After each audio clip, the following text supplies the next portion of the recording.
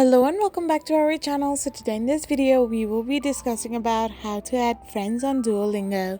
So without wasting much of our time, let's get straight into the video. So to add friends on Duolingo app, all you need to do first is tap open your Duolingo app. So once you open the app, you will end up in this interface where all you need to do is simply tap on your profile icon. Once you tap on it, you can find the add friends option, so simply tap on it.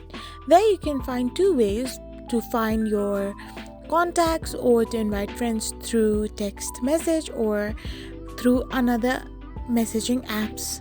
So by selecting any of these alternatives, you can simply send an invite to your friend and add them on your Duolingo app as well. If you go in the contact section, you can find the friends that are already on Duolingo, which will help you add them easily.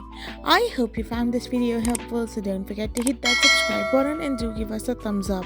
We will be back again with these informative videos.